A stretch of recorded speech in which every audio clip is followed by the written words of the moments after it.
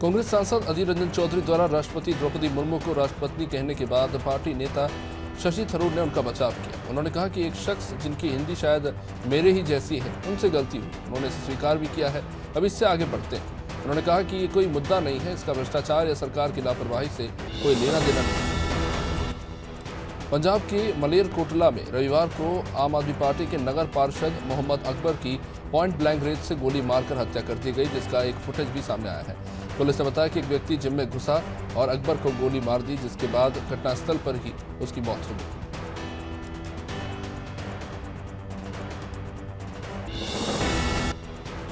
कांग्रेस महासचिव केसी वेणुगोपाल ने शनिवार को एक बयान में बताया कि बढ़ती बेरोजगारी और महंगाई के खिलाफ पार्टी 5 अगस्त को बड़े पैमाने पर देशव्यापी विरोध प्रदर्शन करेगी। इस दिन दिल्ली में पार्टी के सांसद चलो राष्ट्रपति भवन की शुरुआत संसद में करेंगे। पार्टी ने ऐलान किया है कि विरोध के तौर पर प्रधानमंत्री आवास का भी घेराव किया जाएगा।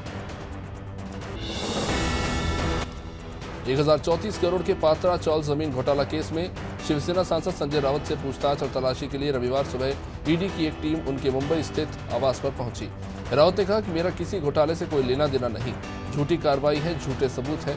राउत ने कहा कि मैं शिवसेना नहीं छोड़ूंगा, मर जाऊंगा लेकिन सरेंडर नहीं करूंगा। राउत ने कहा कि महाराष्ट्र और शिवसेना लड़ते रहेंगे। लैंड्स के मामले में प्रवर्तन निदेशालय ने हालांकि शिवसेना नेता संजय राउत को हिरासत में लिया है। ईडी की टीम संजय राउत के घर रविवार की सुबह पहुंची थी। पात्रा चौल स्कैम में सबूत जुटाने के लिए ईडी की टीम संजय राउत के घर गई और लगभग 9 घंटे तक पूछताछ चली। 1034 करोड़ से ज्यादा के पात्रा चौल जमीन घोटाला मामले में ईडी की टीम ने संजय राउत को समन जारी किया। महाराष्ट्र पुलिस ने शनिवार को बताया कि सांगली के एक गाँव के स्कूल में हैंड ग्रेनेड बरामद किया गया था, जिस बम दस्ते ने मौके पर से इसे अपने कब्जे में लेकर निष्क्रिय कर दिया। पुलिस के मुताबिक स्कूल में अपनी बॉल ढूंढने गए कुछ बच्चों को एक कमरे में यह हैंड ग्रेनेड मिला था। फिलहाल इस मामले की जांच हो रही है।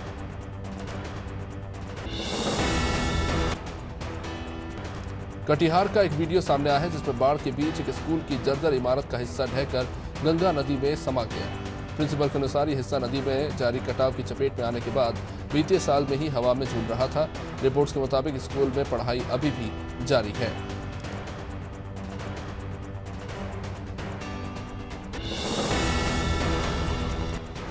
विमानन नियामक डीजीसीए के महानिदेशक अरुण कुमार ने कहा है कि देश का नागर विमानन क्षेत्र पूरी तरह से सुरक्षित है और हाल ही में विभिन्न एयरलाइंस के विमानों में आई तकनीकी खराबियों से घबराने की जरूरत नहीं है। उन्होंने कहा कि ये गड़बड़ियां नियमित प्रकार की समस्याएं हैं, सभी एयरलाइंस या विमानों के बेड़े को इनका सामना करना पड़ता है।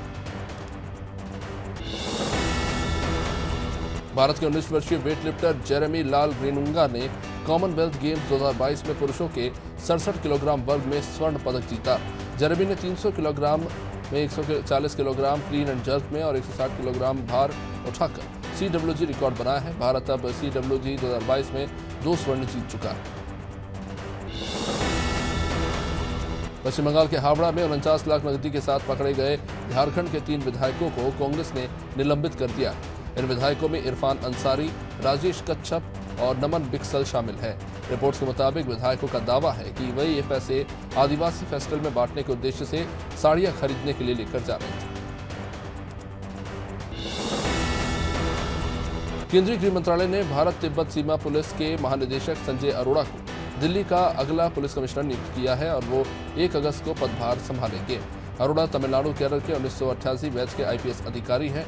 आईपीएस अधिकारी राकेश अस्थाना की जगह जो लेंगे, इनका कार्यकाल अब समाप्त हो गया है।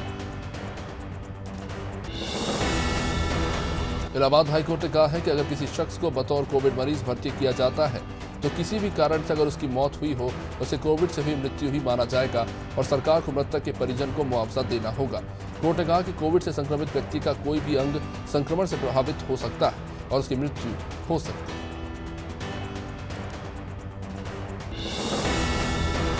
दिल्ली पुलिस ने शनिवार को बताया कि एक सेक्सटॉर्शन गैंग में शामिल 2 भाइयों को उत्तर प्रदेश और राजस्थान से गिरफ्तार किया गया है। पुलिस के मुताबिक 100 से भी ज्यादा लोगों को ये अपना निशाना बना चुके हैं। ये गैंग महिलाओं की फेक सोशल मीडिया आईडी से संपर्क कर वीडियो कॉल करके लोगों के अश्लील वीडियो रिकॉर्ड करता था और बाद में उनसे लाखों रुपए वसूलता था। प्रधानमंत्री मोदी ने उज्ज्वल भारत उज्ज्वल भविष्य कार्यक्रम के समापन समारोह में शनिवार को कहा कि बिजली उत्पादन और वितरण से जुड़ी कंपनियों का करीब 2.5 लाख करोड़ राज्यों के पास बकाया है। उन्होंने राज्य सरकारों से बकाया का भुगतान करने का आग्रह करते हुए कहा कि अभी तक 75,000 करोड़ की सब्सिडी प्रतिबद्धता भी पूरी नहीं की गई।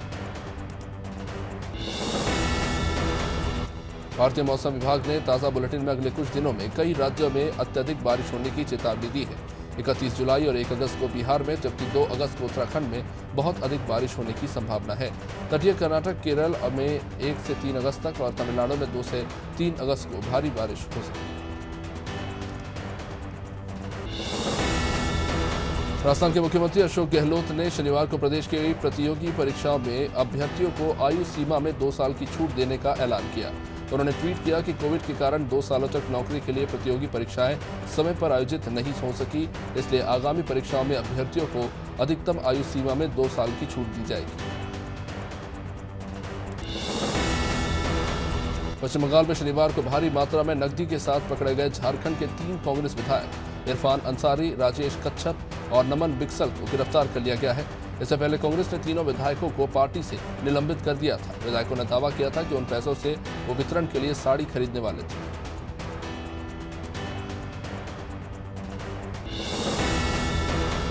अलीगढ़ कलेक्ट्रेट सभागार में राजस्व राज्य मंत्री अनूप वाल्मीकि की अध्यक्षता में पुलिस प्रशासन के अधिकारी और जनप्रतिनिधियों की एक बैठक हुई। इसमें जन समस्याओं के साथ साथ जनपद के विकास कार्यों को लेकर चर्चा हुई। निर्माणाधीन विकास कार्यों को शीघ्र पूरा करने और अन्य विकास कार्यों की रूपरेखा, कानून व्यवस्था को सुदृढ़ बनाने की चर्चा हुई। गुना में पर्यावरण को बचाने के लिए एकता परिषद के बैनर तले ग्राम नोनेरा के सहरिया आदिवासियों ने सामुदायिक वृक्षारोपण किया। इस साल भी 5,000 पेड़ लगाने का लक्ष्य रखा गया है। सभी ग्रामवासियों से ये कार्य बहुत खुशी से किया जा रहा है। ग्राम घनश्याम सहरिया, नारायण कोमल और इन सभी ने कहा कि लोगों द्वारा सामूहिक श्रमदान किया जा रहा है। गुना के बमोरी में ग्राम कॉलोनी में उत्कृष्ट विद्यालय मीनापुरा पर कार्यक्रम आयोजित हुआ, जहां बच्चों ने कागज के फूल बनाए तो कुछ बच्चों ने काठ से सीट घर बनाने का प्रयास किया तो कुछ बच्चों ने राष्ट्रगान गाया और महापुरुषों की जीवनी का प्रस्तुतिकरण किया।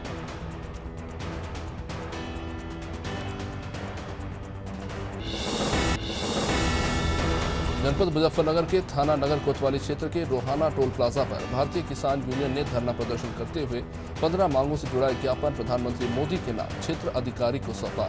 भारतीय किसान यूनियन बीते 36 सालों से देश दुनिया के खेती किसानी के मुद्दों पर आंदोलन करता आ रहा है। मौजूदा दौर में देश की डावाडोल आर्थिक हालत को केवल कृषि ने नहीं अपने दम पर संभाला। रायबरेली में कांवड़ यात्रियों को पुलिस द्वारा लखनऊ रायबरेली नेशनल हाईवे पर स्वागत किया गया। सीओ सिटी वंदना सिंह की अगुवाई में कांवड़ यात्रियों पर फूल बरसाते हुए सड़क सुरक्षा के नियम समझाए गए। साथ ही कांवड़ियों को फ्रूट और जूस भी बांटा गया।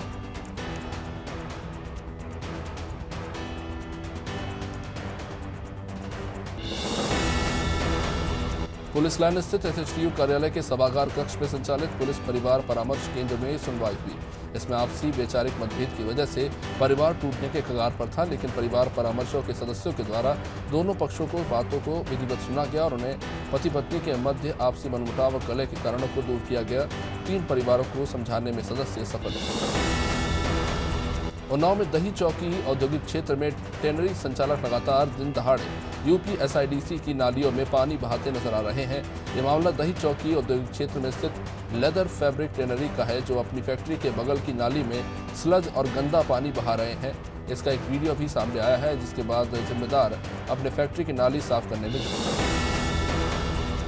खबर उत्तराखंड के बाजपुर से, जहां राष्ट्रीय राजमार्ग नंबर 74 कनेरा गांव के पास बस और ट्रैक्टर ट्रॉली के बीच भिड़ंत हो गई। इस दर्दनाक हादसे में 4 लोग घायल हो गए हैं, जिसमें से एक की हालत काफी गंभीर बताई जा रही है, जिसे शहर सेंटर रेफर किया गया।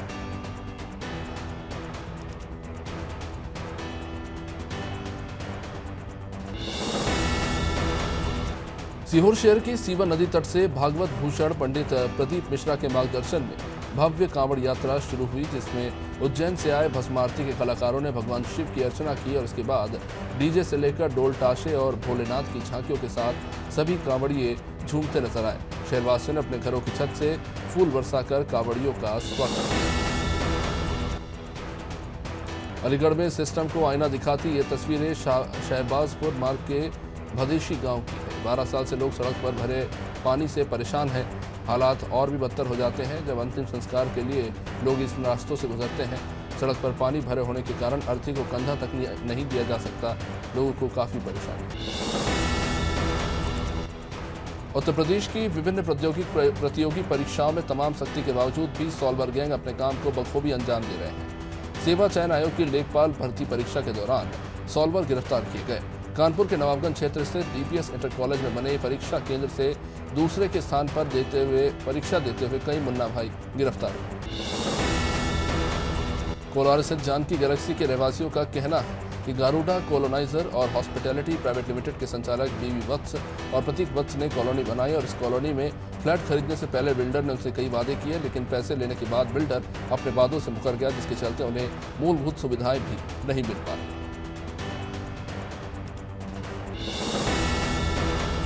हमीरपुर से चोरी के शक में महिला को बेरहमी से पीटने का ये मामला।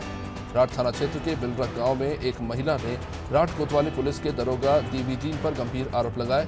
महिला के मुताबिक दरोगा ने चोरी के शक में महिला के घर जाकर तोड़फोड़ की, उसके साथ मारपीट की और 3 दिनों तक उसे हिरासत में रखा। इसके बाद अब पुलिसकर्मी को सस्पेंड कर दिया गया। ये खबर सागर से, जहां वैक्सीनेशन में लापरवाही का मामला थम नहीं रहा। एक और मामला स्वास्थ्य विभाग से निकलकर सामने आया है। परिजन ने बुंदेलखंड मेडिकल कॉलेज के डॉक्टरों पर लापरवाही के गंभीर आरोप लगाए। परिजनों का कहना था कि पैर के ऑपरेशन के बाद बच्चे की आंखों की रोशनी ही चली गई है। ये मामला बुंदेलखंड मेडिकल कॉलेज के हड्डी रोग विभाग से जुड़ा हुआ है। कानपुर से सरकारी डॉक्टर का प्राइवेट प्रैक्टिस करता हुआ एक वीडियो सामने आया है। ये मामला उर्सुला अस्पताल का है। इस वीडियो में अस्पताल का आईसीयू इंचार्ज डॉक्टर सपन गुप्ता प्राइवेट प्रैक्टिस भी कर रहा है। ये वीडियो तीमारदार ने बनाकर सोशल मीडिया पर अपलोड किया था और अब बीजेपी श्रम प्रकोष्ठ के प्रदेश संयोजक भूपेश अवस्थी को मामले से अवगत कराया गया। अलीगढ़ में महिलाओं से लोन का झांसा देकर ठगी करने का ये मामला है। मामला दिल्ली गेट थाना क्षेत्र का, जहां एक युवक ने लोन का झांसा देकर दर्जनों महिलाओं से 2,50,000 रुपए ठग लिए। इस मामले में महिलाओं ने एसएसपी को शिकायत की है। महिलाओं का कहना है कि आरोपी युवक उनका ना काम कर रहा है और ना ही पैसे वापस कर रहा है। अब इस पूरे मामले में महिलाओं ने एसएसपी से कार्रवाई की मांग की। भारतीय मजदूर संघ 17 नवंबर को दिल्ली में निजीकरण के खिलाफ बड़ा आंदोलन करने की तैयारी में है। इसको देखते हुए 6 कन्वेंशन आयोजित किए जा रहे हैं। मध्य प्रदेश की राजधानी भोपाल में भी भेल, रेलवे, एलआईसी, एनटीपीसी समेत कई कंपनियों के प्रतिनिधि पीएचएल में शामिल हुए हैं और पूरे प्रदेश से हजारों प्रतिनिधियों को 17 नवंबर की तैयारी के लिए प्रशिक्षण दिया जाएगा। अमरोहा में हसनपुर कोतवाली क्षेत्र के काला खेड़ा गांव में एक युवक ने अपनी पत्नी से तंग आकर जहर खाकर आत्महत्या कर ली। मरने से पहले युवक ने सोशल मीडिया में वीडियो शेयर किया, जिसमें उसने पत्नी और ससुराल वालों पर गंभीर आरोप लगाए। सूचना मिलने के बाद पहुंची हसनपुर पुलिस ने शव को कब्जे में लेकर पोस्टमार्टम के लिए भेजा।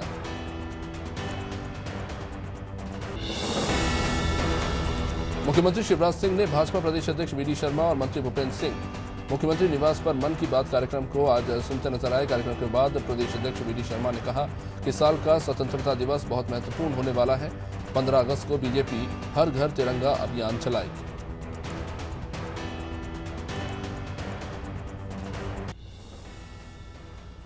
मुरादाबाद में एक बार फिर गंगा जमुनी तहजीब का माहौल देखने को मिला। यहां सावन के तीसरे सोमवार के मौके पर हरिद्वार और ब्रजघाट से गंगा जल भरकर ला रहे कांवड़ियों का मुस्लिम समुदाय के लोगों ने पुष्प वर्षा कर स्वागत किया। साथ ही कटघर थाने के बाहर कांवड़ियों के लिए जलपान की व्यवस्था की। इस खास मौके पर मुस्लिम समुदाय के अलावा जिलाधिकारी, एसएसपी समेत अन्य प्रशासनिक अधिकारियों ने भी कांवड़ियों पर फूल बरसाए। राजनांदगांव से चाकूबाजी की ये घटना है। मामला डोंगरगढ़ थाना क्षेत्र में आने वाले ग्राम मुरमुंदा का, जहां ऑटो बनाने को लेकर किशन साहू और राम कुमार साहू में विवाद हो गया, जो इतना बढ़ गया कि राम कुमार ने किशन पर चाकू से वार कर दिया। इस हमले में किशन के जांघ पर गंभीर चोट आई।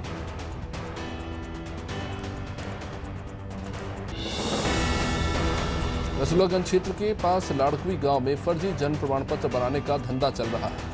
दुकान संचालक गरीबों से मोटी रकम वसूलकर फर्जी दस्तावेज बनाकर दे रहे हैं। इसका खुलासा सिविल अस्पताल में जन्म प्रमाण पत्र बनाने वाले ऑपरेटर ने किया है और इसकी शिकायत पुलिस से की गई है।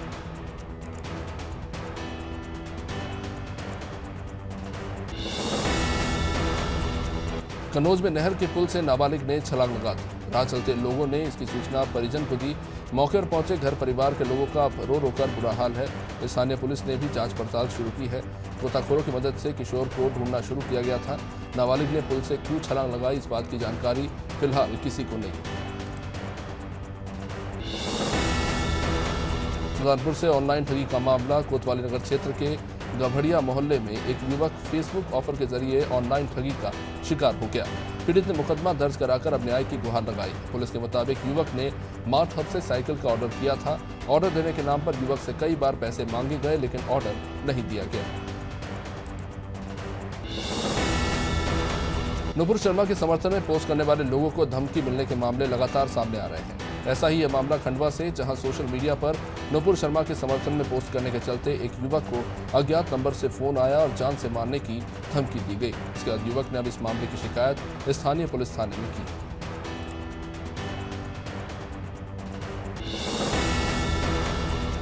बिजनौर में तेज रफ्तार का कहर देखने को मिला। थाना मंडावली क्षेत्र में एक बेकाबू रोडवेज बस ने कार में जबरदस्त टक्कर मार दी।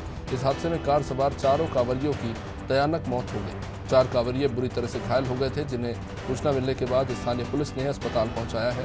शवों को कब्जे में लेकर मामले की जांच पड़ताल शुरू की गई।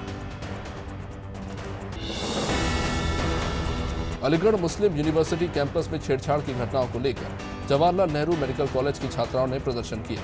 छात्राओं ने वाइस चांसलर के आवास का घेराव करते हुए विरोध जताया।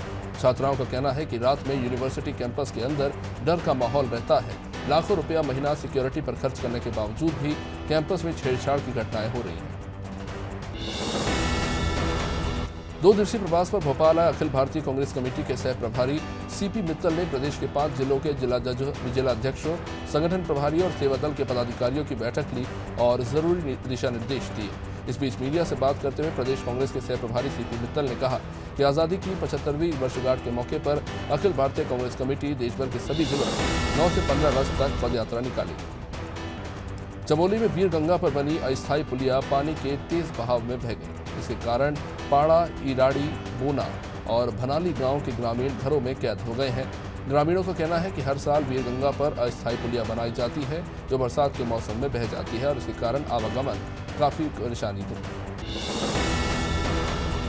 वाराणसी पुलिस ने एटीएम कार्ड बदलकर रुपए गायब करने वाले गिरोह को पर्दाफाश किया। इस मामले में पुलिस ने 2 बदमाशों को भी गिरफ्तार किया है, जबकि एक बदमाश फरार है। इन आरोपियों से अलग अलग बैंकों के कुल 36 एटीएम कार्ड बरामद किए गए हैं। 3 मोटरसाइकिल और भारी मात्रा में नकद रुपए भी जब्त किए गए।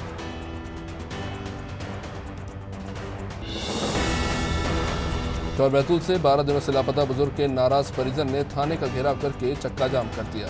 भीड़ को खदेड़ने के लिए पुलिस ने बल का प्रयोग किया। आरोप है कि परिजन ने भैंसदेही थाने में बुजुर्ग की गुमशुदगी की रिपोर्ट दर्ज कराई थी, जिसके बाद लगातार पुलिस थाने आकर जानकारी मांगते रहे, लेकिन पुलिस मामले की जांच का हवाला दे रही है।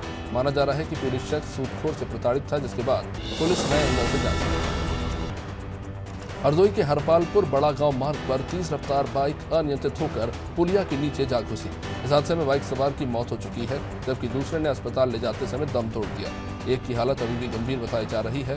हरपालपुर बड़गा गांव मार्ग पर एक घुमावदार सड़क है, जिसमें जहां यह हादसा।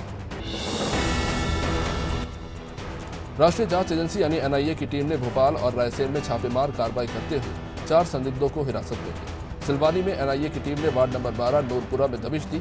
बताया जा रहा है कि आरोपियों से सिलवानी थाने में पूछताछ हुई है। जानकारी के मुताबिक नई दिल्ली से आई करीब 12 सदस्यीय टीम ने सभी पहलुओं पर बारीकी से छानबीन की।